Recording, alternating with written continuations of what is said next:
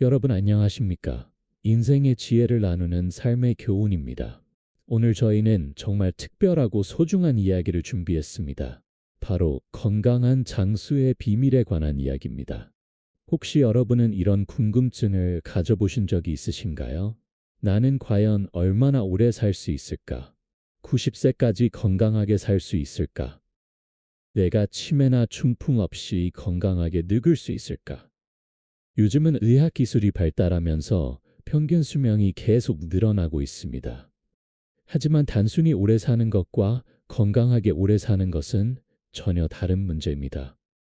병상에 누워서 고통스럽게 오래 사는 것보다는 90세까지라도 건강하고 활기차게 사는 것이 진정한 복이 아닐까요? 오늘 저희가 전해드릴 이야기는 한국의 전통의학과 현대과학이 만나 밝혀낸 놀라운 발견입니다. 바로 우리 몸이 보내는 8가지 특별한 신호를 통해 건강한 장수 가능성을 미리 알 수 있다는 것입니다.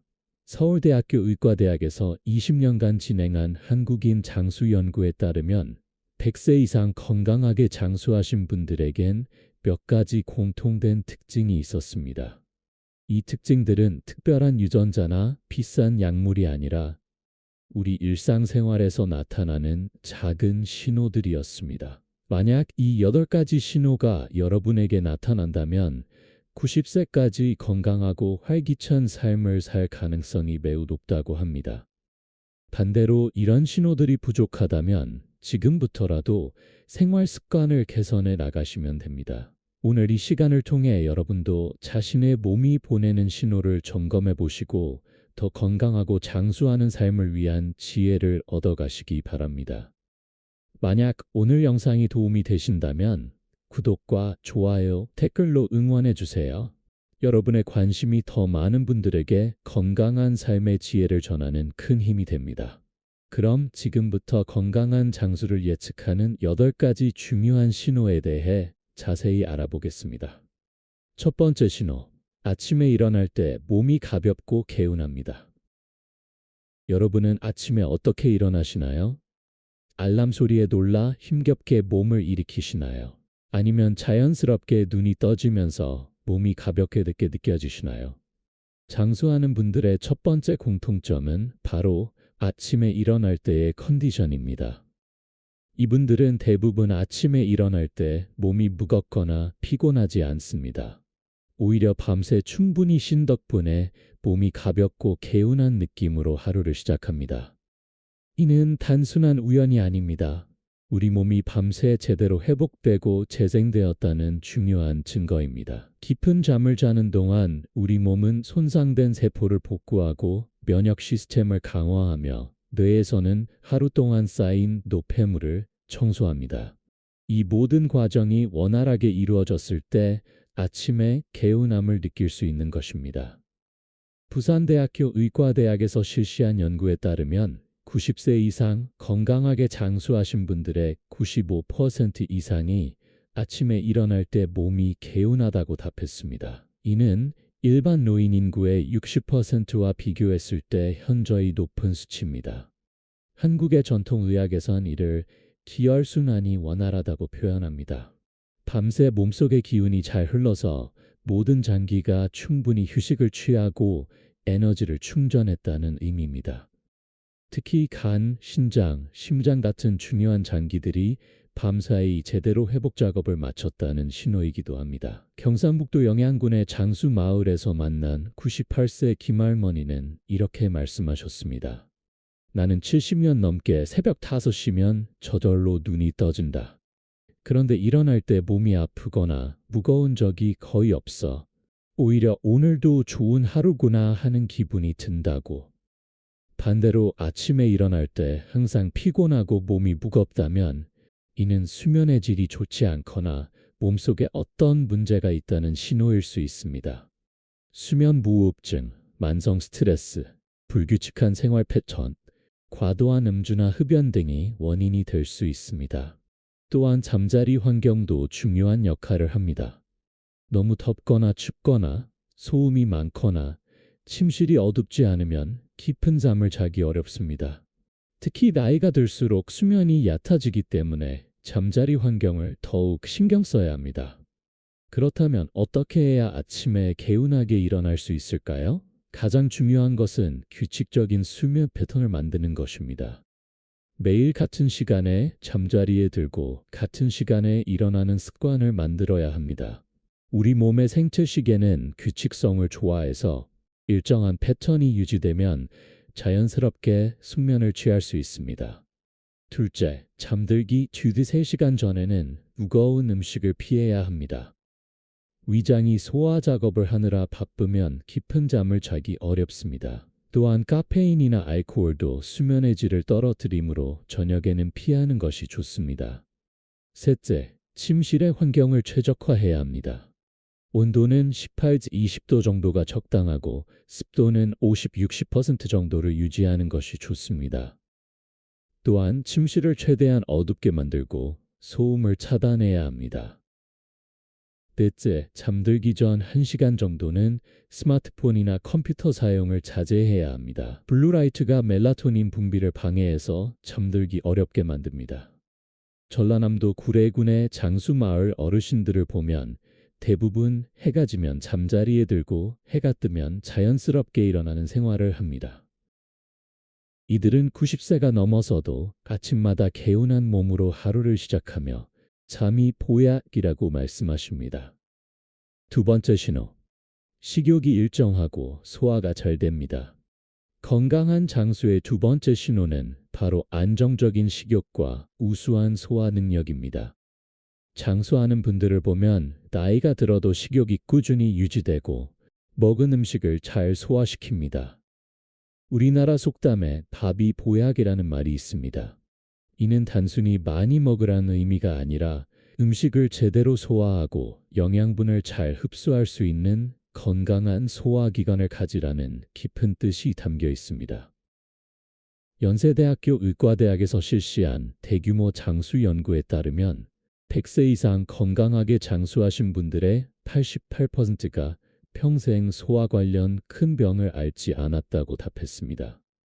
이는 소화 기능이 전체적인 건강과 장수에 얼마나 중요한 역할을 하는지를 보여주는 결과입니다. 나이가 들면서 많은 분들이 식욕을 잃거나 소화 장애를 겪습니다. 위산 분비가 줄어들고 위장 운동이 둔화되며 장내 유익균이 감소하면서 자연스럽게 소화 기능이 약해지는 것입니다. 하지만 건강하게 장수하는 분들은 다릅니다.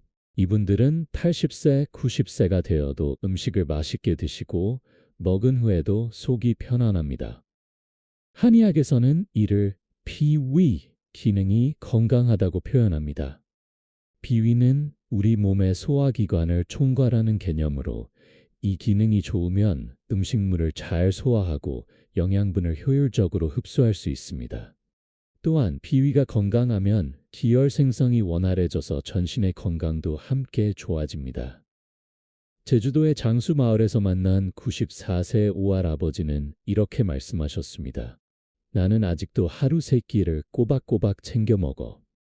아침에 일어나면 배가 고프고 점심때가 되면 또 배가 고파. 그리고 먹고 나면 속이 편안해. 이게 건강의 비결이야. 좋은 소화 능력의 구체적인 신호들을 살펴보면 첫째, 하루 3끼를 규칙적으로 먹고 싶은 욕구가 있습니다. 건강한 사람은 일정한 시간이 되면 자연스럽게 배가 고프고 음식을 먹고 싶어집니다. 둘째, 음식을 먹은 후 속이 편안하고 더부룩하지 않습니다. 소화가 잘 되는 사람은 식사 후에도 몸이 가볍고 활기찹니다. 셋째, 변통이 규칙적이고 건강합니다. 하루 1~2회 정도 규칙적으로 배변을 하고 변의 상태도 양호합니다. 넷째, 특정 음식을 먹었을 때 알레르기나 소화장애가 거의 없습니다. 대부분의 음식을 무리 없이 소화할 수 있습니다. 다섯째, 식사 후 졸음이 몰려오지 않습니다. 과식을 하지 않고 적당히 먹으면 식후에도 머리가 맑고 활동할 수 있습니다. 강원도 정선군의 장수마을 연구에 따르면 90세 이상 어르신들의 공통점 중 하나가 바로 평생 규칙적인 식사 습관을 유지했다는 것입니다. 이분들은 어려서부터 정해진 시간에 정해진 양만큼 먹는 습관을 가지고 계셨고 이것이 자연스럽게 소화기관의 건강으로 이어졌다고 합니다. 소화 능력을 개선하고 유지하려면 어떻게 해야 할까요? 먼저 식사 시간을 규칙적으로 만들어야 합니다. 우리 몸의 소화기관도 생체 리듬이 있어서 일정한 시간에 음식이 들어오는 것에 익숙해지면 더 효율적으로 작동합니다. 아침, 점심, 저녁을 가능한 한 같은 시간에 드시는 것이 좋습니다. 둘째, 천천히 꼭꼭 씹어 먹는 습관을 만들어야 합니다. 충분히 씹으면 침에 있는 소화 효소가 음식과 잘 섞여서 소화가 훨씬 쉬워집니다. 한 입에 30번 이상 씹는 것을 목표로 해보세요. 셋째, 과식을 피해야 합니다. 배부르게 먹지 말고 80% 정도에서 그만두는 것이 좋습니다. 과식을 하면 소화기관에 부담을 주어 소화불량을 일으킬 수 있습니다. 넷째, 식사 전후에는 무리한 운동을 피해야 합니다. 식사 직전이나 직후에 격렬한 운동을 하면 소화에 방해가 됩니다. 대신 식후 30분 정도 가벼운 산책을 하는 것이 소화에 도움이 됩니다. 다섯째, 스트레스를 줄여야 합니다. 스트레스는 위산 분비를 방해하고 위장 운동을 둔화시킵니다. 식사할 때는 마음을 편안하게 하고 즐거운 마음으로 드시는 것이 중요합니다. 세 번째 신호, 계단을 올라도 숨이 크게 차지 않습니다. 건강한 장수의 세 번째 신호는 바로 우수한 심폐기능입니다. 나이가 들어도 계단을 오르거나 가벼운 운동을 할 때 숨이 크게 차지 않는다면 이는 심장과 폐가 아직 건강하다는 매우 중요한 신호입니다. 심폐기능은 우리 몸의 엔진과 같습니다. 심장은 온몸에 혈액을 공급하는 펌프 역할을 하고 폐는 산소를 공급하고 이산화탄소를 배출하는 역할을 합니다. 이 두 기관이 건강해야 다른 모든 장기들도 제대로 기능할 수 있습니다. 삼성서울병원에서 10년간 진행한 연구에 따르면 90세 이상 건강하게 장수하신 분들의 92%가 80세까지도 2, 3층 계단을 무리 없이 오를 수 있었다고 답했습니다. 이는 심폐기능이 건강한 장수에 얼마나 중요한 요소인지를 보여주는 결과입니다. 장수하는 분들을 관찰해보면 90세가 넘어서도 혼자서 계단을 오르내리고 동네 한 바퀴 정도는 무리 없이 걸으실 수 있습니다. 물론 젊었을 때만큼 빠르지는 않지만 그래도 일상생활에 큰 지장이 없을 정도의 체력을 유지하고 계십니다. 울산대학교 의과대학에서 실시한 연구에서는 100세 이상 장수하신 분들의 심폐기능을 일반 70, 80대와 비교했는데 놀랍게도 장수하신 분들의 심폐기능이 일반인들보다 20-30% 정도 좋은 것으로 나타났습니다. 심폐기능이 좋다는 신호들을 구체적으로 살펴보면 첫째, 2, 3층 계단을 올라도 심하게 숨이 차지 않습니다. 약간의 숨가쁨은 있을 수 있지만 가슴이 답답하거나 심장이 빨리 뛰는 정도는 아닙니다. 둘째, 평소 호흡이 깊고 규칙적입니다. 얕고 빠른 호흡보다는 깊고 천천히 한 호흡을 합니다. 셋째, 가벼운 운동 후 회복이 빠릅니다. 운동을 마친 후 5-10분 정도면 숨과 심박수가 정상으로 돌아옵니다. 넷째, 가슴이 답답하거나 심장이 불규칙하게 뛰는 증상이 거의 없습니다.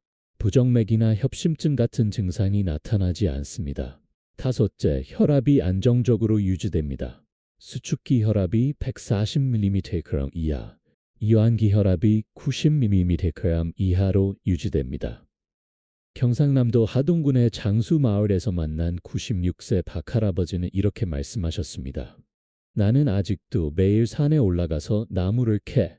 물론 젊었을 때처럼 빠르진 않지만 그래도 숨이 차서 못 올라갈 정도는 아니야. 평생 몸을 많이 움직여서 그런 것 같아. 한국의 전통적인 장수 지역인 경상북도 영양군의 어르신들을 보면 대부분 평생 농사일을 하면서 자연스럽게 유산소 운동을 해왔습니다. 이분들은 90세가 넘어서도 텃밭을 가꾸고 가벼운 농사일을 하면서 심폐기능을 유지하고 계십니다. 심폐기능을 개선하고 유지하려면 어떻게 해야 할까요? 가장 좋은 방법은 규칙적인 유산소 운동입니다. 매일 30분씩 빠른 걸음으로 걷기만 해도 심폐기능은 크게 향상됩니다. 수영, 자전거 타기, 등산, 조깅 등도 좋은 운동입니다. 다만 나이가 들어서 운동을 시작할 때는 무리하지 말고 천천히 강도를 높여가는 것이 중요합니다. 갑자기 무리한 운동을 하면 오히려 심장에 부담을 줄 수 있습니다. 처음에는 하루 10분 정도의 가벼운 산책부터 시작해서 점차 시간과 강도를 늘려가세요. 둘째, 금연과 금주가 매우 중요합니다. 담배는 폐 기능을 직접적으로 해치고 과도한 음주는 심장에 부담을 줍니다. 특히 흡연은 심폐기능에 치명적인 영향을 미치므로 반드시 끊어야 합니다. 셋째, 체중을 적정 수준으로 유지해야 합니다. 과체중이나 비만은 심장에 부담을 주어 심폐기능을 떨어뜨립니다. 넷째, 충분한 수면과 스트레스 관리가 필요합니다. 수면 부족과 만성 스트레스는 심혈관 건강에 악영향을 미칩니다. 네 번째 신호, 기억력과 판단력이 뚜렷합니다. 건강한 장수의 네 번째 신호는 바로 명료한 인지 능력입니다. 나이가 들어도 기억력이 크게 떨어지지 않고 일상적인 판단을 스스로 내릴 수 있다면 이는 뇌 건강이 잘 유지되고 있다는 중요한 증거입니다. 많은 분들이 나이가 들면 치매나 인지 능력 저하를 당연한 것으로 받아들입니다. 하지만 실제로 건강하게 장수하는 분들을 보면 90세가 넘어서도 정신이 또렷하고 기억력이 좋은 경우가 많습니다. 뇌는 우리 몸의 사령탑입니다. 뇌가 건강해야 다른 모든 기능들도 조화롭게 작동할 수 있습니다. 따라서 인지 능력의 유지는 단순히 기억력의 문제가 아니라 전체적인 건강 상태를 나타내는 중요한 지표입니다. 서울 아산병원에서 실시한 대규모 연구에 따르면 90세 이상 장수하신 분들 중 약 75%가 일상생활에서 독립적인 판단과 의사결정이 가능했다고 합니다. 이는 평균적인 노인 인구의 50%에 비해 훨씬 높은 수치입니다. 분당 서울대학교 병원의 치매 연구팀에서 발표한 자료에 따르면 건강하게 장수하는 분들의 뇌를 MRI로 촬영해 본 결과 일반적인 노인들에 비해 뇌 위축이 적고 뇌혈관 상태가 양호한 것으로 나타났습니다. 좋은 인지 능력의 구체적인 신호들을 살펴보면 첫째, 어제, 오늘, 내일의 일정을 명확히 기억합니다. 단기 기억과 장기 기억이 모두 잘 유지됩니다. 둘째, 새로운 정보를 학습하고 기억할 수 있습니다. 나이가 들어도 새로운 것을 배우고 익힐 수 있는 능력이 있습니다. 셋째, 복잡한 상황에서도 적절한 판단을 내릴 수 있습니다. 여러 정보를 종합해서 올바른 결정을 내릴 수 있습니다. 넷째, 언어 능력이 유지되어 대화가 자연스럽습니다. 말하고 듣고 이해하는 능력이 크게 떨어지지 않습니다. 다섯째, 길을 잃거나 방향 감각을 잃는 일이 거의 없습니다. 공간 지각 능력이 잘 보존되어 있습니다. 여섯째, 시간과 장소에 대한 감각이 정확합니다. 지금이 언제이고 여기가 어디인지 정확히 알고 있습니다. 전라북도 순창군의 장수마을에서 만난 102세 이할머니는 이렇게 말씀하셨습니다. 나는 아직도 50년 전 일도 생생히 기억해. 그리고 어제 손자가 뭘 했는지, 내일 뭘 해야 하는지도 다 알고 있어. 머리가 아직 멀쩡하니까 혼자서도 잘 살 수 있지.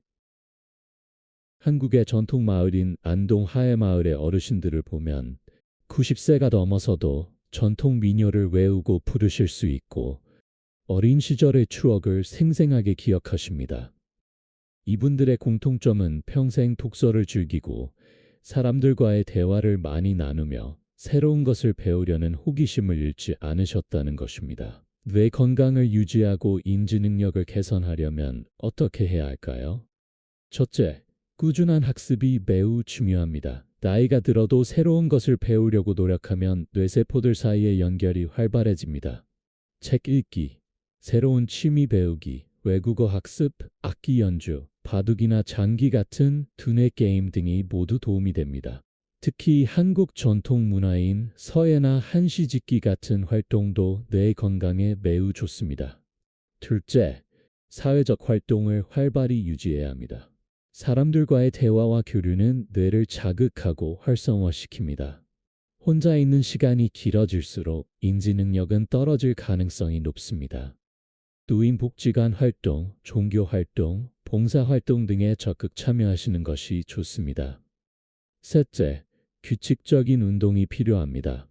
운동은 뇌로 가는 혈류를 증가시키고 뇌세포의 성장을 촉진하는 BDNF, Brain Neurotrophic Factor라는 호르몬을 분비하게 합니다. 특히 유산소 운동이 뇌 건강에 매우 효과적입니다. 넷째, 충분한 수면을 취해야 합니다.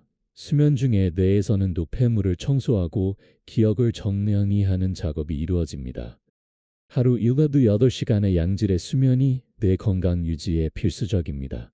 다섯째, 스트레스를 적절히 관리해야 합니다. 만성적인 스트레스는 뇌세포를 손상시키고 기억력을 떨어뜨립니다. 명상, 요가, 심호흡 등의 방법으로 스트레스를 관리하세요. 다섯 번째 신호. 스트레스를 잘 관리하고 마음이 평온합니다. 건강한 장수의 다섯 번째 신호는 바로 뛰어난 정서 조절 능력입니다. 일상의 스트레스를 잘 관리하고 대부분의 시간을 평온한 마음으로 보낼 수 있다면 이는 장수할 가능성이 높다는 매우 중요한 신호입니다. 현대의학 연구에 따르면 만성적인 스트레스는 우리 몸의 면역 시스템을 약화시키고 염증을 증가시키며 심혈관 질환, 당뇨병, 암의 위험을 높입니다. 반대로 마음이 평온한 사람들은 스트레스 호르몬인 코르티솔의 분비가 적고 면역력이 강하며 전반적인 건강 상태가 좋습니다. 하버드 의과대학에서 30년간 진행한 연구에 따르면 스트레스를 잘 관리하는 사람들이 그렇지 않은 사람들보다 평균 7년 정도 더 오래 살았다고 합니다. 이는 스트레스 관리가 단순한 마음의 문제가 아니라 생명과 직결된 문제임을 보여줍니다. 한국의 전통 사상에서는 이를 심신이루, 심신이려라고 표현합니다. 마음과 몸은 하나로 연결되어 있어서 마음이 건강해야 몸도 건강하다는 의미입니다. 또한 정심정기라는 말도 있는데 이는 마음을 바르게 하면 몸의 기운도 바르게 된다는 뜻입니다. 부산대학교에서 실시한 대규모 장수 연구에 따르면 100세 이상 장수하신 분들의 95% 이상이 마음의 평화를 장수의 가장 중요한 비결로 꼽았다고 합니다.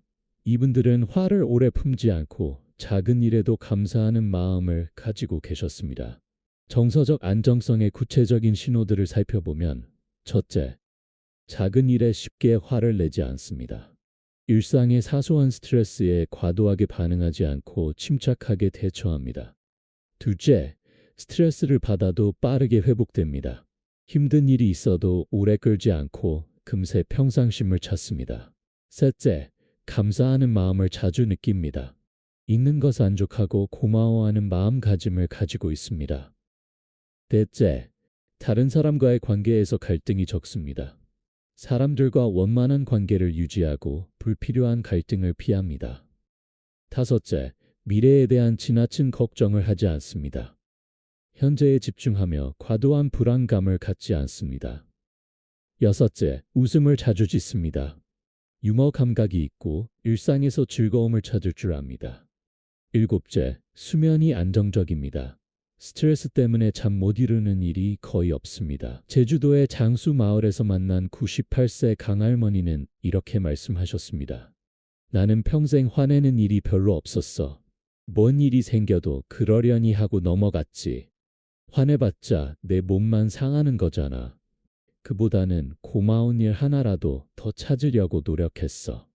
경상남도 산청군의 장수마을 어르신들을 보면 대부분 있는 것에 만족하고 없는 것을 억지로 구하지 않는다는 철학을 가지고 계십니다. 이런 마음가짐이 스트레스를 줄이고 평온한 삶을 유지하는 비결이라고 하십니다. 스트레스를 잘 관리하고 마음의 평화를 유지하려면 어떻게 해야 할까요? 첫째, 명상이나 호흡법을 배우는 것이 좋습니다. 하루 10~15분씩이라도 깊은 호흡을 하며 마음을 가라앉히는 시간을 가지면 스트레스가 크게 줄어듭니다. 특히 한국 전통의 단전호흡이나 기공수련법도 매우 효과적입니다. 둘째, 감사의 기를 쓰는 습관을 만드세요. 매일 밤 그날 있었던 좋은 일들을 3가지씩 적어보면 자연스럽게 긍정적인 마음가짐을 기를 수 있습니다. 셋째, 자연과 가까이 지내세요. 산책, 등산, 정원 가꾸기 등 자연과 함께하는 활동은 마음을 평온하게 만들고 스트레스를 해소하는 데 큰 도움이 됩니다. 넷째, 규칙적인 운동을 하세요. 운동은 스트레스 호르몬을 줄이고 기분을 좋게 하는 엔도르핀을 분비시킵니다. 다섯째, 충분한 수면을 취하세요. 수면 부족은 스트레스에 대한 저항력을 떨어뜨립니다. 여섯째, 사회적 지지 체계를 만드세요. 어려운 일이 있을 때 털어놓을 수 있는 가족이나 친구가 있으면 스트레스를 훨씬 잘 관리할 수 있습니다. 여섯 번째 신호.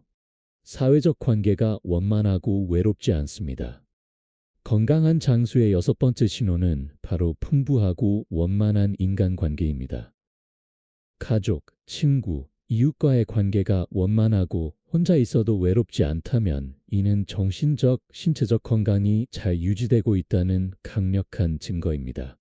하버드 대학교에서 80년 동안 진행한 세계에서 가장 오래된 성인 발달 연구에 따르면 인간의 행복과 건강을 결정하는 가장 중요한 요소는 바로 좋은 인간관계였습니다. 돈이나 명예, 심지어 유전자보다도 따뜻한 인간관계를 가진 사람들이 더 건강하고 더 오래 살았다는 놀라운 결과가 나왔습니다. 예일 대학교의 연구에 따르면 사회적 고립은 하루에 담배 15개비를 피우는 것과 같은 수준으로 건강에 해로운 영향을 미친다고 합니다. 반대로 좋은 인간관계를 유지하는 사람들은 면역력이 강하고 염증 수치가 낮으며 심혈관 질환의 위험도 현저히 낮았습니다. 한국 사회에서도 이는 마찬가지입니다. 전통적으로 한국은 공동체 문화가 발달했고 서로 돕고 나누는 정신이 강했습니다.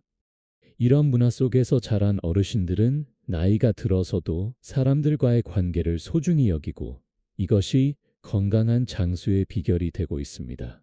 연세대학교 사회학과에서 실시한 연구에 따르면 90세 이상 건강하게 장수하신 분들의 88%가 정기적으로 만나는 친구나 지인이 있다고 답했습니다. 또한 이분들은 대부분 가족과의 관계도 원만하게 유지하고 계셨습니다. 외로움이 건강에 미치는 악영향은 생각보다 심각합니다. 만성적인 외로움은 면역력을 떨어뜨리고 염증을 증가시키며 우울증과 치매의 위험을 크게 높입니다. 또한 스트레스 호르몬인 코르티솔의 분비를 증가시켜 심혈관 질환의 위험도 높아집니다. 좋은 사회적 관계의 구체적인 신호들을 살펴보면 첫째, 정기적으로 만나는 친구나 지인이 있습니다. 일주일에 최소한 2번은 다른 사람과 의미 있는 대화를 나눕니다. 둘째, 가족과의 관계가 원만합니다. 자녀, 손자, 손녀들과 자주 연락하고 만납니다. 셋째, 이웃과 자연스럽게 인사하고 대화할 수 있습니다. 동네에서 아는 사람들이 있고 서로 안부를 묻습니다. 넷째, 도움이 필요할 때 연락할 수 있는 사람이 있습니다. 응급 상황이나 어려운 일이 생겼을 때 도움을 요청할 수 있는 사람이 있습니다. 다섯째, 다른 사람을 도와주는 일에 기쁨을 느낍니다. 일방적으로 도움만 받는 것이 아니라 다른 사람을 위해 무언가를 해주는 것을 좋아합니다. 여섯째, 사회활동에 참여합니다. 종교활동, 봉사활동, 취미 모임 등에 적극적으로 참여합니다. 일곱째, 갈등을 건설적으로 해결합니다. 다른 사람과 의견이 다를 때도 원만하게 해결하는 능력이 있습니다.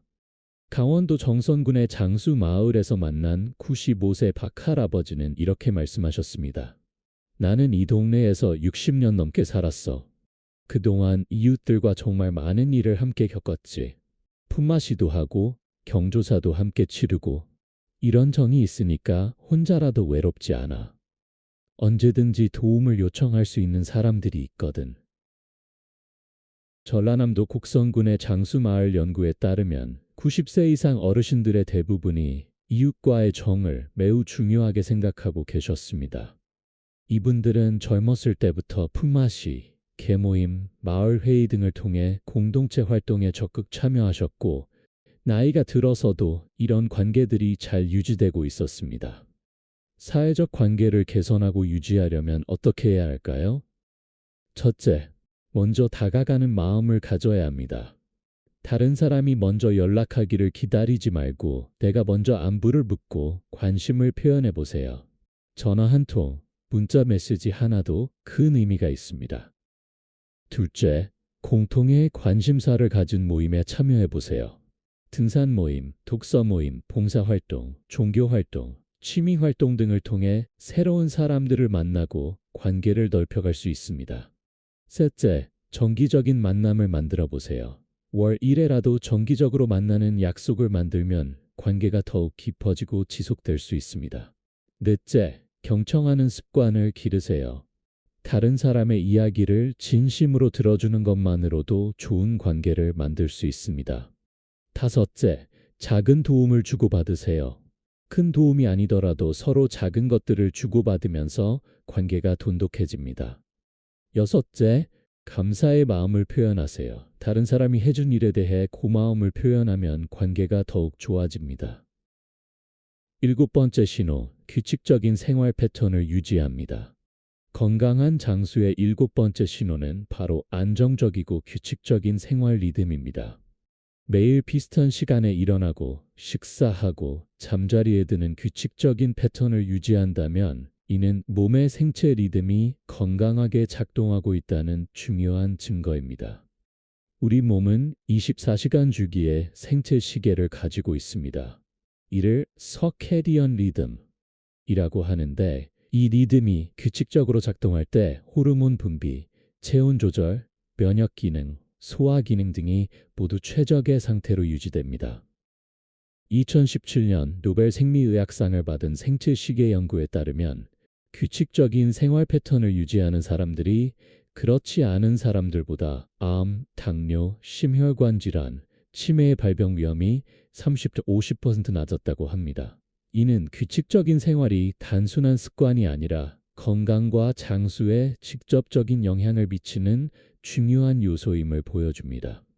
서울대학교 의과대학에서 실시한 연구에 따르면 90세 이상 건강하게 장수하신 분들의 92%가 평생 규칙적인 생활을 해왔다고 답했습니다. 이분들은 대부분 젊었을 때부터 일정한 시간에 자고 일어나고 정해진 시간에 식사하는 습관을 가지고 계셨습니다. 한국의 전통사회에서는 해가 뜨면 일어나고 해가 지면 잠든다는 자연스러운 생활 리듬을 유지했습니다.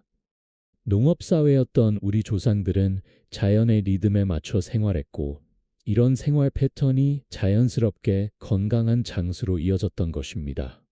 규칙적인 생활 패턴의 구체적인 신호들을 살펴보면 첫째, 매일 비슷한 시간에 자연스럽게 잠들고 일어납니다. 알람 없이도 거의 같은 시간에 잠들고 깨어납니다. 둘째, 식사 시간이 일정합니다. 아침, 점심, 저녁을 거의 같은 시간에 드십니다. 셋째, 하루 일과가 어느 정도 예측 가능합니다. 매일 완전히 다른 것보다는 일정한 패턴이 있습니다. 넷째, 갑작스러운 생활 패턴의 변화에 잘 적응합니다. 가끔 일정이 바뀌어도 크게 힘들어하지 않습니다. 다섯째, 밤낮이 바뀌는 일이 거의 없습니다. 밤에는 잠을 자고 낮에는 활동하는 정상적인 패턴을 유지합니다. 여섯째, 계절에 따른 생활 조절이 자연스럽습니다. 여름과 겨울에 맞게 생활 패턴을 적절히 조절할 수 있습니다. 일곱째, 주말과 평일의 생활 패턴이 크게 다르지 않습니다. 주말이라고 해서 과도하게 늦잠을 자거나 밤늦게 깨어 있지 않습니다. 경상남도 하동군의 장수마을에서 만난 97세 최할머니는 이렇게 말씀하셨습니다. 나는 70년 넘게 새벽 5시에 일어나서 밤 9시에 잠자리에 들어 젊었을 때는 농사일 때문에 그랬는데 이제는 몸이 그 시간에 맞춰져 있어. 이런 규칙적인 생활이 건강의 비결인 것 같아. 충청남도 청양군의 장수 어르신들을 조사한 결과 대부분이 평생 농사일을 하면서 자연의 리듬에 맞춘 규칙적인 생활을 해왔다고 합니다. 이분들은 90세가 넘어서도 새벽 5시에 일어나서 밤 9시에 잠자리에 드는 일정한 패턴을 유지하고 계셨습니다. 규칙적인 생활 패턴을 만들고 유지하려면 어떻게 해야 할까요? 첫째, 수면 시간을 일정하게 만들어야 합니다. 주말이라고 해서 너무 늦게 일어나거나 평일과 다른 수면 패턴을 가지지 말고 가능한 한 일정한 시간에 잠들고 일어나는 습관을 만들어야 합니다. 처음에는 어려울 수 있지만 2, 3주 정도 지속하면 자연스럽게 몸이 적응합니다. 둘째, 식사 시간을 규칙적으로 해야 합니다. 우리 몸의 소화기관도 일정한 리듬을 가지고 있어서 정해진 시간에 식사를 하면 소화 효율이 훨씬 좋아집니다. 아침은 8시, 점심은 12시, 저녁은 7시 정도로 일정하게 유지하는 것이 좋습니다. 셋째, 하루 일과표를 만들어 보세요. 너무 빡빡할 필요는 없지만 대략적인 하루 스케줄을 만들어 놓으면 생활 리듬을 유지하는 데 도움이 됩니다. 기상, 식사, 운동, 휴식, 취침 시간 등을 정해놓고 지키려고 노력하세요. 넷째, 자연광을 충분히 받으세요. 아침에 일어나면 햇빛을 쬐고 낮 동안에도 가능한 한 자연광을 많이 받으면 생체 리듬이 정상적으로 유지됩니다. 다섯째, 저녁에는 강한 빛을 피하세요. 특히 잠자리에 들기 2시간 전부터는 스마트폰, 컴퓨터, TV 시청을 줄이고 조명도 약하게 해야 멜라토닌 분비가 정상적으로 이루어집니다. 여섯째, 점진적인 변화를 시도하세요. 갑자기 생활 패턴을 완전히 바꾸려고 하면 스트레스가 되고 지속하기 어렵습니다. 15라 30분씩 조금씩 조정해 나가는 것이 좋습니다. 여덟 번째 신호, 적당한 운동을 꾸준히 합니다. 건강한 장수의 마지막 여덟 번째 신호는 바로 지속적이고 규칙적인 운동 습관입니다. 격렬한 운동이 아니더라도 자신의 체력에 맞는 적당한 운동을 규칙적으로 한다면 이는 90세까지 건강하게 살 수 있는 가장 확실하고 강력한 신호 중 하나입니다. 운동의 효과는 과학적으로 명확하게 입증되어 있습니다. 규칙적인 운동은 심혈관 건강을 개선하고 근육량을 유지하며 뼈를 강화하고 면역력을 높이며 뇌 기능을 향상시킵니다. 또한 스트레스를 줄이고 우울증을 예방하는 효과도 있습니다. 한국체육과학연구원에서 20년간 실시한 대규모 연구에 따르면 70세 이후에도 주 3회 이상 운동을 하는 사람들의 사망률이 운동을 하지 않는 사람들보다 40% 낮았다고 합니다. 또한 치매 발병률도 30%, 심혈관 질환 발병률도 50% 낮았습니다. 세계보건기구에서 발표한 자료에 따르면 규칙적인 운동은 수명을 평균 3-7년 연장시키는 효과가 있다고 합니다. 특히 중년 이후에 시작한 운동도 충분한 효과가 있어서 늦었다고 생각하지 말고 지금이라도 시작하는 것이 중요합니다. 중요한 것은 운동의 강도가 아니라 꾸준함입니다. 하루 30분씩 빠른 걸음으로 걷기만 해도 충분한 운동 효과를 얻을 수 있습니다. 오히려 과도하고 격렬한 운동은 부상의 위험을 높이고 지속하기 어렵게 만듭니다. 꾸준한 운동 습관의 구체적인 신호들을 살펴보면 첫째, 일주일에 최소 3회 이상 규칙적으로 운동합니다. 매주 일정한 날짜와 시간에 운동하는 습관이 있습니다. 둘째, 운동 후 심한 피로감보다는 상쾌함을 느낍니다. 적당한 강도의 운동을 해서 기분이 좋아지고 활력이 생깁니다. 셋째, 계절이나 날씨에 상관없이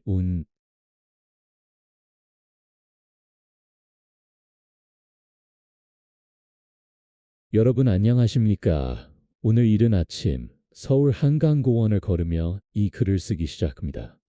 새벽 6시임에도 불구하고 벌써 많은 분들이 건강한 걸음으로 하루를 시작하고 계십니다. 특히 눈에 띄는 것은 70대, 80대로 보이는 어르신들이 젊은이들보다 더 활기차게 걷고 계시는 모습입니다. 그 중에서도 특히 인상 깊었던 것은 한 할아버지의 모습이었습니다. 등이 꼿꼿하고 걸음걸이가 탄탄한 그 할아버지는 저보다 훨씬 빠른 속도로 걸어가고 계셨습니다.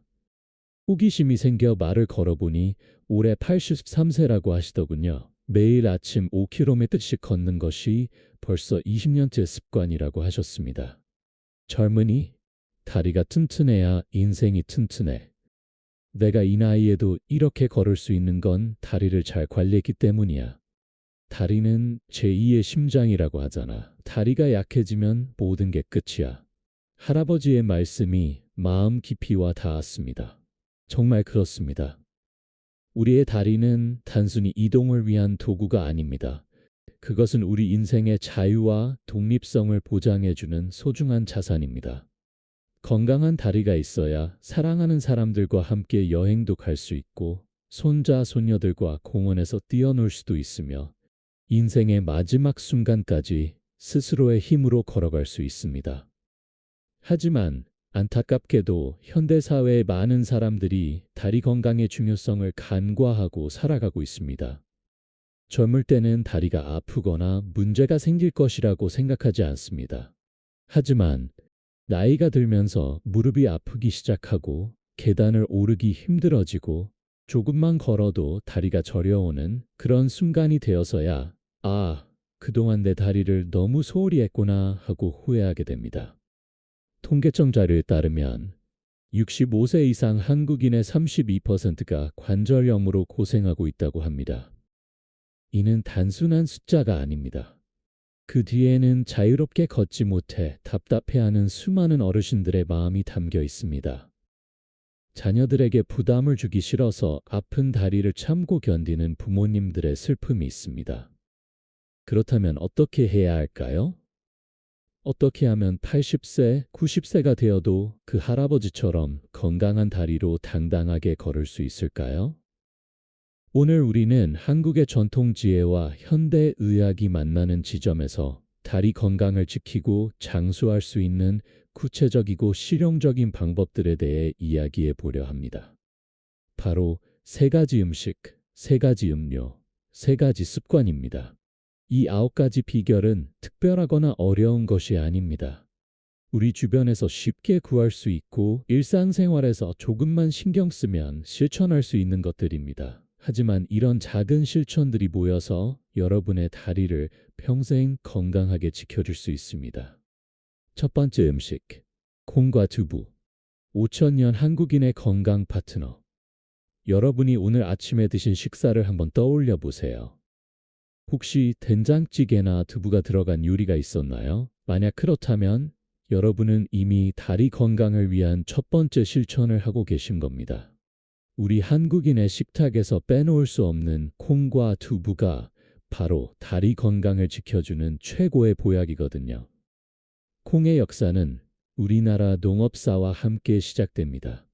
삼국시대부터 재배되기 시작한 콩은 쌀이 부족했던 시절 우리 조상들의 중요한 단백질 공급원이었습니다. 그런데 놀랍게도 최근의 과학 연구들이 우리 조상들의 지혜를 하나씩 입증하고 있습니다. 콩이 단순한 구황작물이 아니라 완벽에 가까운 건강식품이란 사실을 말입니다. 콩의 가장 큰 장점은 우리 근육을 만드는 데 꼭 필요한 완전 단백질이 풍부하다는 것입니다. 단백질은 20개의 아미노산으로 구성되는데 이 중 9개는 우리 몸에서 만들어낼 수 없어서 반드시 음식을 통해 섭취해야 합니다. 이를 필수 아미노산이라고 하는데 콩에는 이 9개의 필수 아미노산이 모두 들어 있습니다. 특히 다리 근육을 구성하는 주요 단백질인 액틴과 미오신을 만들기 위해서는 류신, 이소류신, 발린 같은 분지세 아미노산이 필요한데 콩에는 이런 아미노산들이 이상적인 비율로 들어 있습니다. 이것이 바로 콩을 꾸준히 먹으면 다리 근육이 튼튼해지는 과학적 이유입니다. 경상북도 안동시에서 40년간 두부를 만들어 오신 김순자 할머니 새 이야기를 들어보겠습니다. 할머니는 매일 새벽 4시에 일어나 콩을 불리고 맷돌에 갈아서 두부를 만드십니다.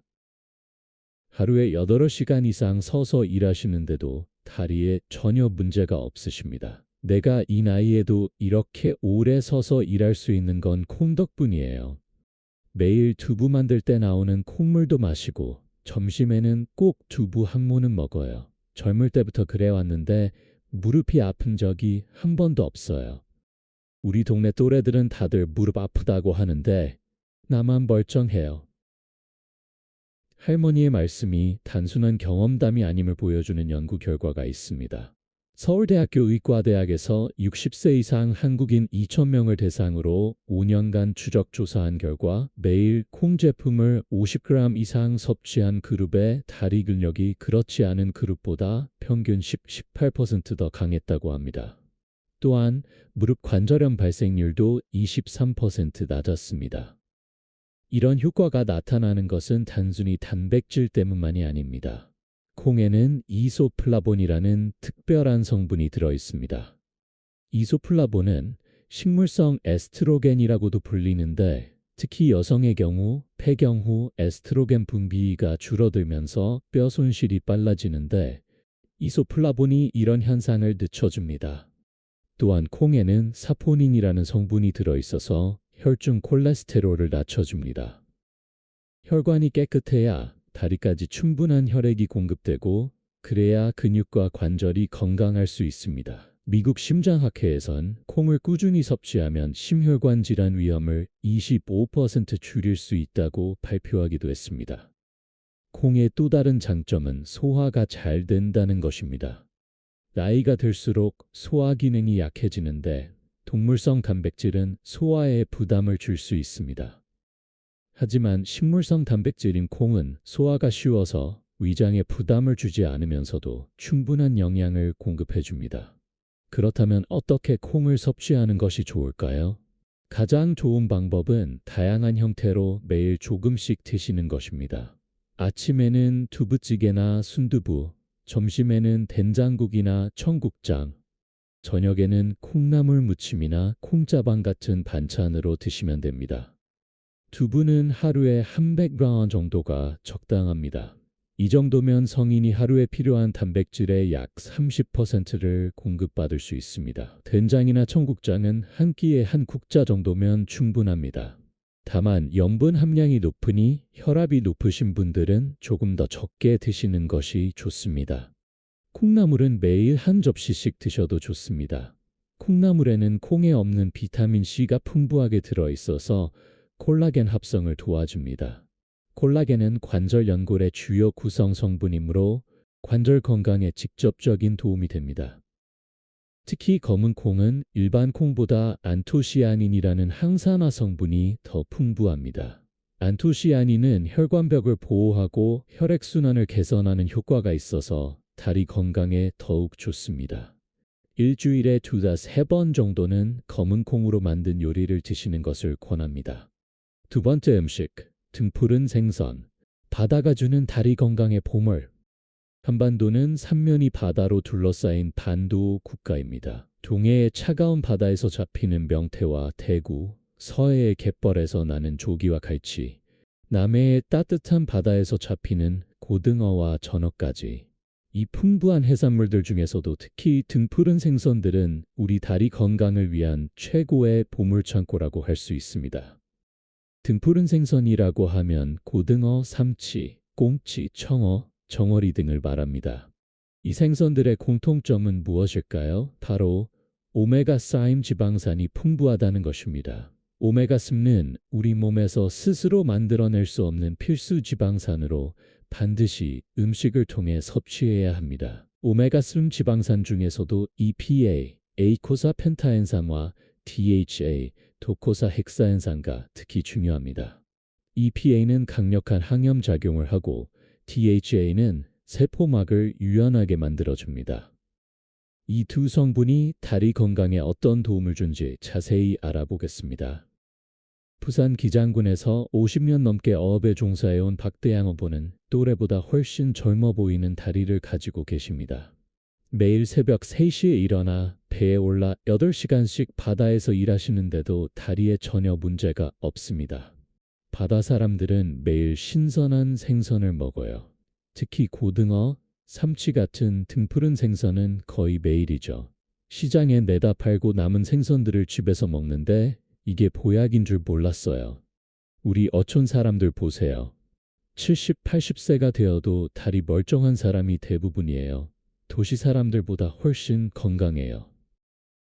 박 어부의 말이 단순한 경험담이 아님을 보여주는 연구가 있습니다. 부산대학교 의과대학에서 전국 연안 지역 어민 3,000명을 대상으로 조사한 결과 등푸른 생선을 주 3회 이상 섭취하는 그룹의 관절염 발생률이 그렇지 않은 그룹보다 42% 낮았다고 합니다. 또한 무릎 연골의 두께도 평균 15% 더 두꺼웠습니다. 이런 효과가 나타나는 가장 큰 이유는 오메가3의 강력한 항염 효과 때문입니다. 관절염은 관절에 염증이 생기면서 시작되는 질환입니다. 초기에는 관절 내막에 가벼운 염증이 생기지만 이것이 지속되면 연골을 파괴하는 효소들이 분비되고 결국 연골이 손상되어 뼈와 뼈가 직접 부딪히면서 극심한 통증을 유발합니다. 오메가3는 이런 염증 반응을 일으키는 아라키돈산의 작용을 억제합니다. 대신 염증을 진정시키는 리졸빈과 프로텍틴 같은 물질의 생성을 촉진합니다. 이를 통해 관절 염증을 예방하고 이미 시작된 염증도 완화시켜줍니다. 또한 등푸른 생선에는 비타민 D도 풍부합니다. 비타민 D는 칼슘 흡수를 도와서 뼈를 튼튼하게 만들어줍니다. 특히 한국인들은 실내 생활이 많고 일조량이 부족해서 비타민 D 결핍이 흔한데 등푸른 생선을 통해 이를 효과적으로 보충할 수 있습니다. 고등어 100g에는 비타민 D가 약 400 IU 들어있습니다. 이는 성인 일일 권장량의 절반에 해당하는 양입니다. 또한 고등어에는 셀레늄이라는 미네랄도 풍부한데 셀레늄은 강력한 항산화 작용을 해서 관절 연골의 노화를 늦춰줍니다. 삼치에는 비타민 B12가 풍부합니다.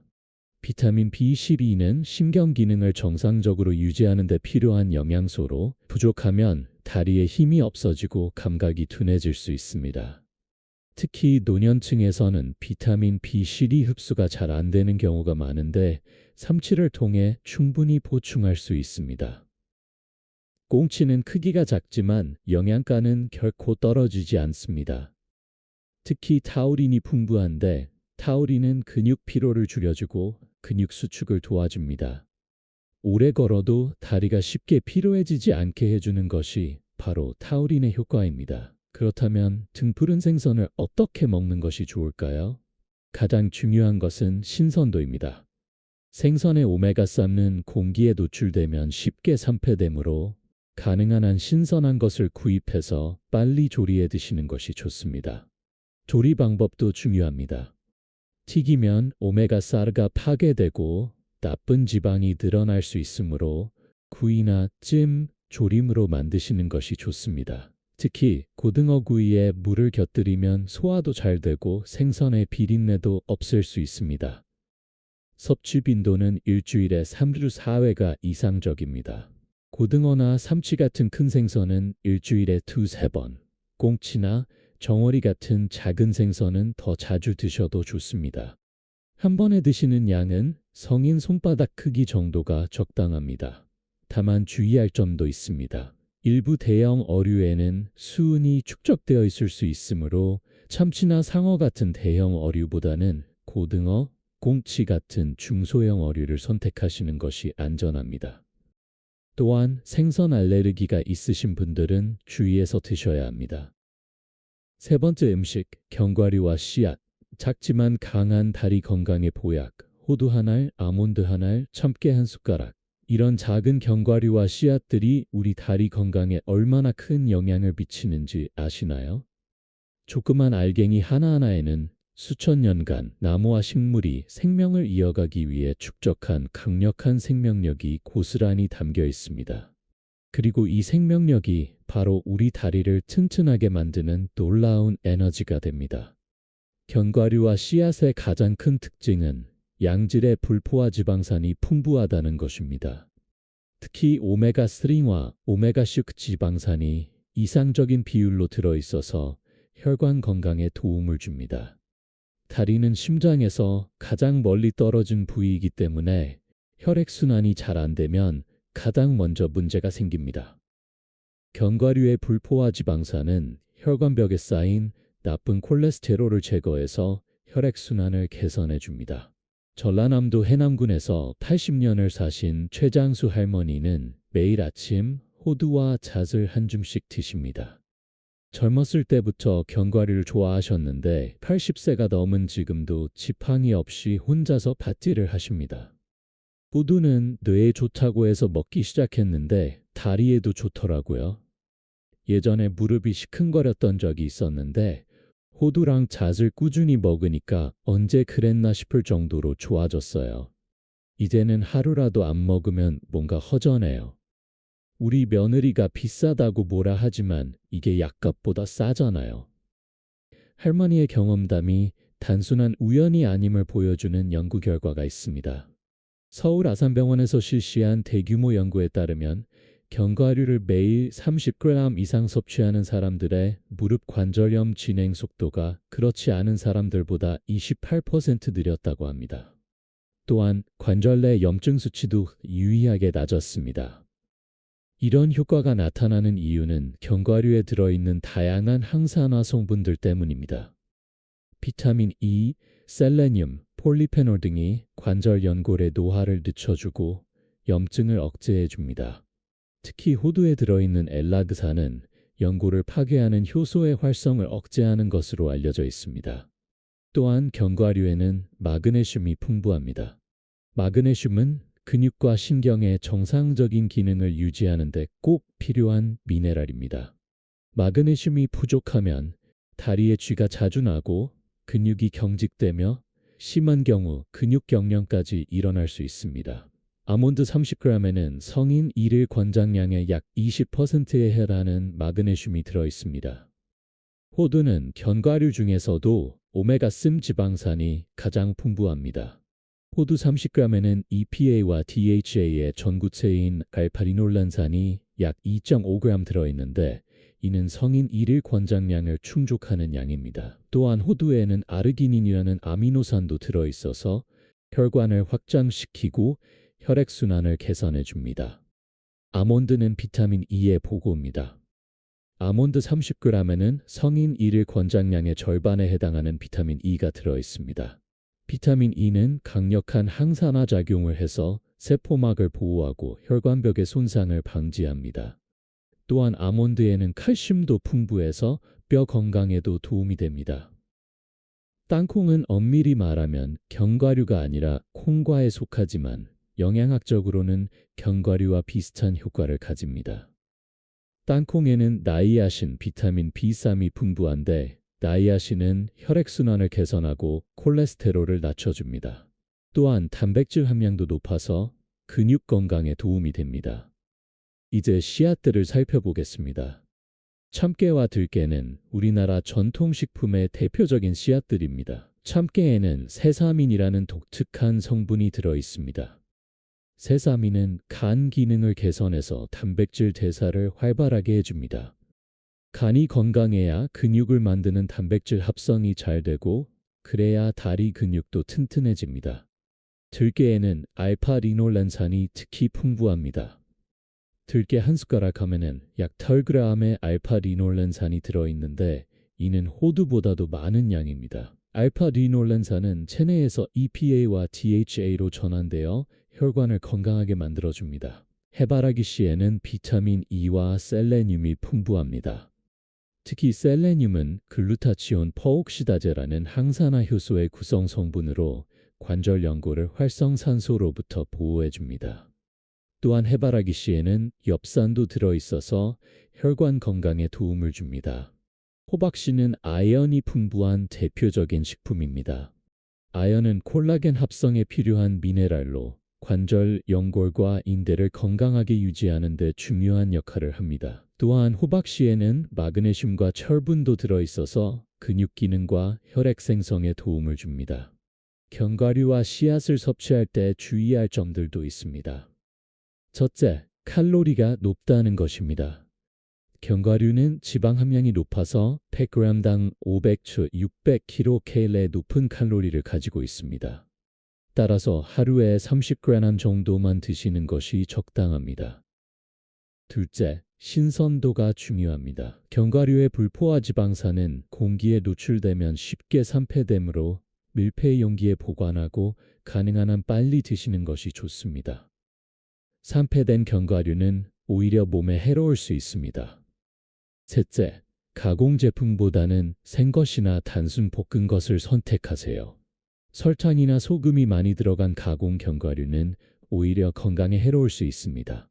특히 염분이 많은 견과류는 혈압을 높일 수 있으므로 주의해야 합니다. 넷째, 견과류 알레르기가 있는지 확인해야 합니다. 특히 땅콩 알레르기는 심한 경우 아나필락시스 쇼크를 일으킬 수 있으므로 주의해야 합니다. 처음 드실 때는 소량부터 시작해서 알레르기 반응이 없는지 확인하세요. 견과류와 씨앗을 맛있게 드시는 방법도 소개해 드리겠습니다. 아침에 요거트나 시리얼에 견과류를 넣어 드시거나 샐러드에 견과류를 뿌려 드시면 좋습니다. 또한 참깨나 들깨는 볶아서 갈아 놓았다가 밥이나 나물에 뿌려 드시면 고소한 맛과 함께 영양도 챙길 수 있습니다. 견과류를 우유나 물과 함께 갈아서 견과류 우유를 만들어 드시는 것도 좋은 방법입니다. 특히 소화가 잘 안 되는 분들에게는 이런 방법이 더 적합할 수 있습니다. 첫 번째 음료, 녹차, 천년의 지혜가 담긴 기적의 음료. 한국의 차 문화는 삼국시대부터 시작되어 1500년이 넘는 오랜 역사를 가지고 있습니다. 신라 때부터 불교와 함께 전해진 차 문화는 고려시대에 꽃을 피웠고 조선시대에는 선비들의 정신수양과 건강관리의 필수품이 되었습니다. 우리 조상들이 그토록 사랑했던 녹차가 현대 과학으로도 그 놀라운 효능이 하나씩 밝혀지고 있습니다. 특히 다리 건강에 미치는 녹차의 효과는 정말 놀라울 정도입니다. 녹차의 가장 중요한 성분은 카테킨입니다. 카테킨은 폴리페놀의 일종으로 녹차의 떠분 맛을 내는 주성분입니다. 카테킨 중에서도 EGCG 에피갈로카테킨 갈레이트가 가장 강력한 항산화 작용을 합니다. EGCG는 비타민 C보다 100배, 비타민 E보다 25배 강한 항산화력을 가지고 있어서 우리 몸의 염증을 줄여주고 세포 손상을 막아줍니다. 전라남도 보성군의 녹차밭에서 45년째 차를 재배해온 김차양 차농은 하루도 빠지지 않고 녹차를 마십니다. 매일 새벽 5시부터 저녁 9시까지 경사진 차밭에서 일하시는데도 다리가 전혀 아프지 않으신다고 합니다. 차밭에서 일하는 사람들은 모두 다리가 튼튼해요. 하루 종일 서서 일하고 가파른 비탈을 오르내리는데도 무릎이 아픈 사람이 거의 없어요. 다들 하루에 10잔은 기본으로 마시거든요. 저도 아침에 일어나서 첫 잔부터 시작해서 밤에 잠자리에 들 때까지 계속 마셔요. 차가 없으면 하루가 시작되지 않아요. 김 씨의 말이 단순한 경험담이 아님을 보여주는 연구 결과가 있습니다. 차이과학대학교에서 전국 차 재배 농가 500명을 대상으로 10년간 추적 조사한 결과 녹차를 하루 5잔 이상 마시는 사람들의 골밀도가 그렇지 않은 사람들보다 평균 8% 높았다고 합니다. 또한 관절염 발생률도 35% 낮았습니다. 이런 효과가 나타나는 것은 녹차의 다양한 성분들이 복합적으로 작용하기 때문입니다. 먼저 카테킨의 항염 효과입니다.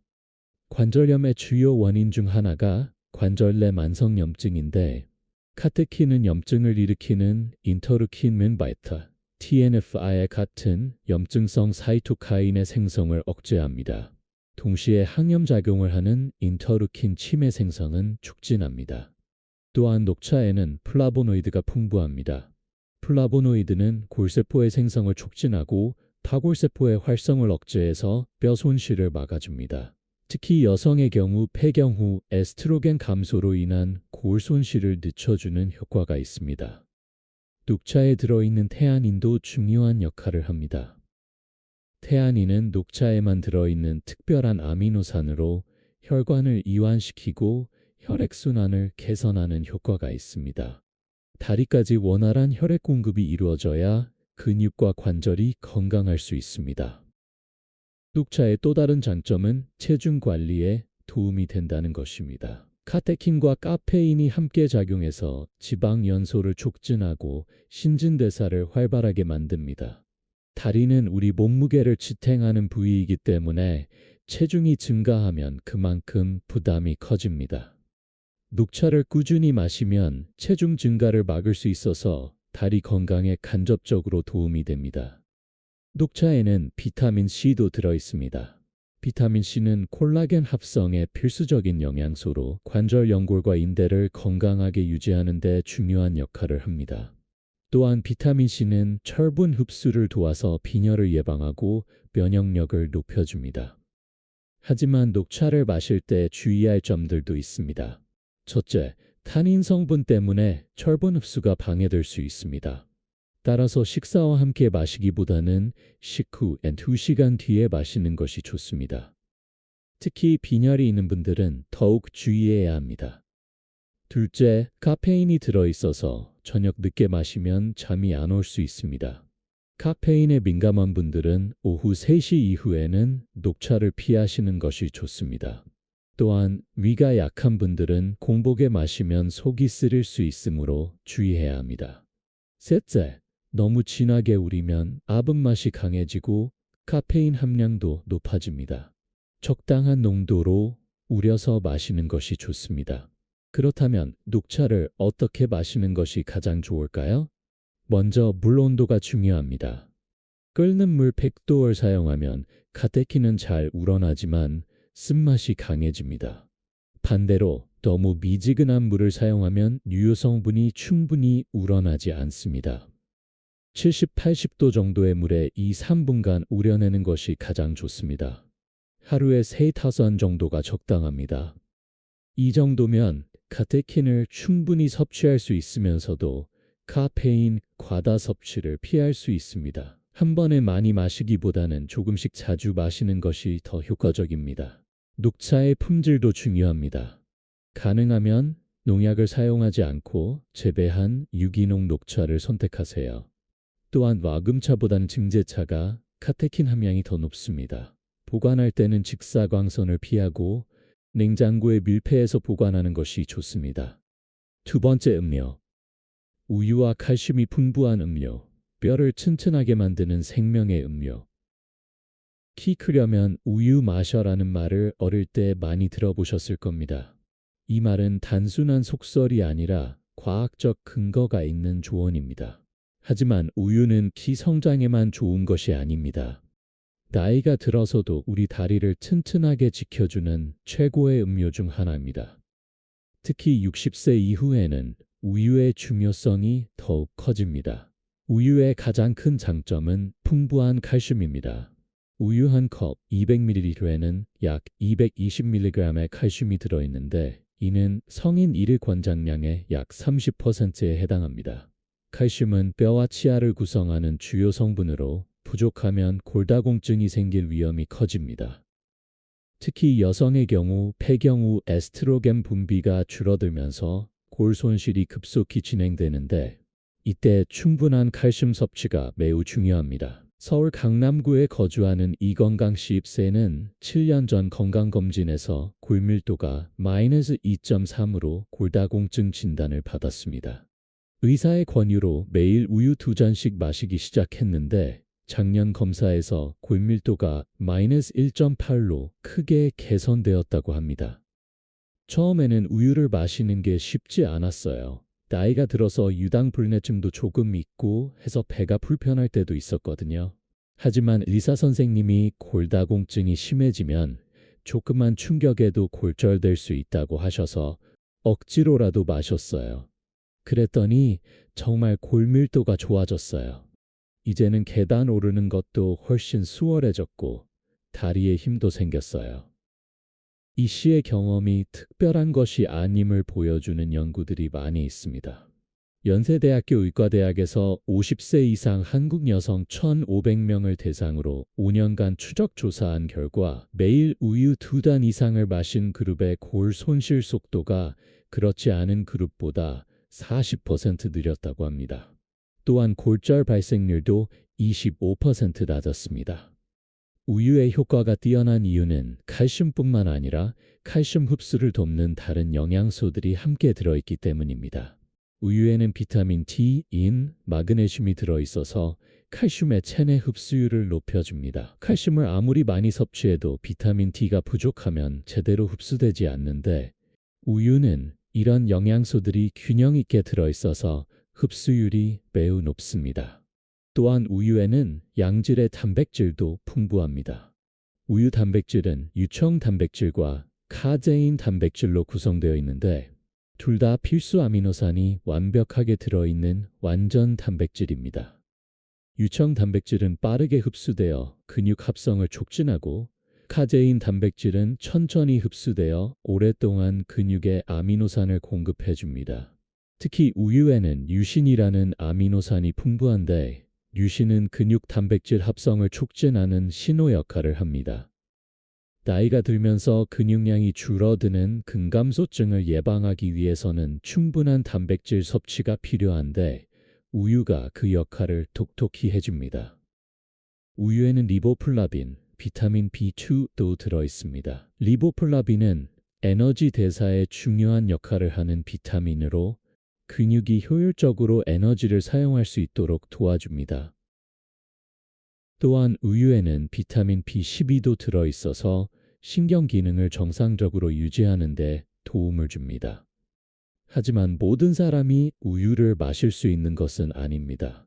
성인 중 상당수가 유당불내증을 가지고 있어서 우유를 마시면 배가 아프거나 설사를 할 수 있습니다. 이는 유당을 분해하는 효소인 락타아제가 부족하기 때문입니다. 이런 경우에는 어떻게 해야 할까요? 첫 번째 대안은 유당이 제거된 우유입니다. 시중에서 쉽게 구할 수 있는 락토프리 우유는 미리 유당이 분해되어 있어서 유당불내증이 있는 분들도 안전하게 마실 수 있습니다. 영양성분은 일반 우유와 거의 동일합니다. 두 번째 대안은 두유입니다. 콩으로 만든 두유는 식물성 단백질이 풍부하고 이소플라본도 들어있어서 뼈 건강에 도움이 됩니다. 다만 칼슘 함량은 우유보다 낮으므로 칼슘이 강화된 제품을 선택하시는 것이 좋습니다. 세 번째 대안은 아몬드 우유, 귀리 우유 같은 식물성 우유입니다. 이들도 칼슘과 비타민 D가 강화된 제품들이 나와 있어서 우유를 대신할 수 있습니다. 다만 단백질 함량은 일반 우유보다 낮을 수 있으므로 다른 단백질 공급원과 함께 섭취하는 것이 좋습니다. 우유를 마시는 시간도 중요합니다. 운동 후 30분 이내에 마시면 근육 회복과 성장에 가장 효과적입니다. 또한 잠자리에 들기 전에 마시면 카제인 단백질이 밤새 근육에 아미노산을 공급해서 근손실을 막아줍니다. 하루에 마시는 양은 성인 기준으로 400-600ml 정도가 적당합니다. 한 번에 많이 마시기보다는 아침, 저녁으로 나누어 마시는 것이 흡수에 더 좋습니다. 또한 따뜻하게 데워서 마시면 소화가 더 잘 됩니다. 세 번째 음료, 생강차와 따뜻한 허브차. 혈액순환을 돕는 자연의 보약. 한국의 전통차 문화에서 빼놓을 수 없는 것이 바로 생강차입니다. 추운 겨울날 따뜻한 생강차 한 잔으로 몸을 데우던 우리 조상들의 지혜가 현대의학으로도 그 효능이 입증되고 있습니다. 생강과 다양한 허브차들이 다리 건강에 미치는 놀라운 효과에 대해 자세히 알아보겠습니다. 생강의 가장 중요한 성분은 진저롤과 슈가올입니다. 진저롤은 생매운맛을 내는 성분으로 강력한 항염작용을 합니다. 슈가올은 생강을 가열하거나 건조시킬 때 진저롤에서 변화된 성분으로 진저롤보다도 더 강한 항염 효과를 가지고 있습니다. 이 성분들은 혈관을 확장시켜서 혈액순환을 개선해 줍니다. 다리는 심장에서 가장 멀리 떨어진 부위이기 때문에 혈액순환이 잘 안 되면 차가워지고 저리고 붓기 쉽습니다. 특히 겨울철에는 말초혈관이 수축해서 다리가 더 차가워지고 혈액순환이 나빠집니다. 생강차를 꾸준히 마시면 이런 문제들을 효과적으로 예방하고 개선할 수 있습니다. 경상북도 안동에서 한의원을 운영하는 김한방 원장 8세은 매일 환자들에게 생강차를 권합니다. 특히 다리가 자주 저리거나 차가운 환자들에게는 꼭 마시라고 하신다고 합니다. 생강은 우리 몸에 양기를 북돋아주는 대표적인 약재예요. 한의학에서는 생강을 건강이라고 하는데 말 그대로 건강을 지켜주는 보약이죠. 특히 손발이 차고 혈액순환이 안 되는 분들에게는 최고의 약이에요. 제가 40년 넘게 환자분들을 봐온 경험으로는 생강차를 꾸준히 마신 분들의 다리 저림이나 냉증이 확실히 좋아져요. 김 원장의 말이 단순하냐면 드는 연구가 있습니다. 한국한의학연구원에서 말초 혈액순환의 환자 200명을 대상으로 실시한 연구에 따르면 생강 추출물을 12주간 섭취한 그룹의 말초 혈액순환이 위약 그룹보다 평균 35% 개선되었다고 합니다. 또한 다리 저림과 냉증 증상도 60% 이상 개선되었습니다. 생강차의 또 다른 장점은 강력한 항염 효과입니다. 관절염은 관절에 염증이 생기면서 시작되는 질환인데 생강의 진저롤과 쇼가올이 이런 염증을 효과적으로 억제해 줍니다. 생강은 염증을 일으키는 콕스2와 록스 효소의 활성을 동시에 억제하는데 이는 일반적인 소염 진통제보다도 더 넓은 범위의 항염 작용을 보여줍니다. 생강과 함께 마시면 좋은 허브차들도 많이 있습니다. 계피차는 생강과 비슷한 온열 성질을 가지고 있어서 혈액순환 개선에 도움이 됩니다. 계피에는 신남알데히드라는 성분이 들어있어서 혈관을 확장시키고 혈액의 점도를 낮춰줍니다. 또한 계피는 혈당 조절에도 도움이 되어서 당뇨병 환자들의 다리 합병증 예방에도 좋습니다. 유자차는 비타민C가 풍부해서 혈관벽을 튼튼하게 만들어줍니다. 비타민C는 콜라겐 합성에 필요한 영양소로 혈관벽의 탄력을 유지하고 모세혈관을 강화해줍니다. 혈관이 건강해야 다리까지 충분한 영양분과 산소가 공급될 수 있습니다. 대추차는 혈액을 보충하고 순환을 개선하는 효과가 있습니다. 한의학에서 대추는 기혈을 보호하는 대표적인 약재로 여겨지는데 현대 연구에서도 대추의 다당류 성분이 조혈 기능을 개선하는 것으로 밝혀졌습니다. 또한 대추에는 칼슘과 철분도 풍부해서 뼈 건강과 빈혈 예방에도 도움이 됩니다. 당귀차는 여성에게 특히 좋은 허브차입니다. 당귀에는 리구스틸라이드라는 성분이 들어있어서 혈액순환을 개선하고 혈액의 점도를 낮춰줍니다. 또한 당귀는 에스트로겐 유사작용을 해서 폐경기 여성의 골 손실을 늦춰주는 효과도 있습니다.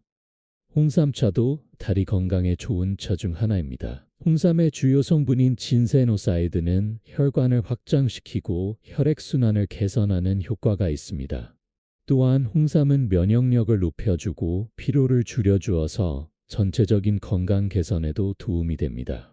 이런 허브차들을 마실 때 주의할 점들도 있습니다. 첫째, 개인의 체질에 맞는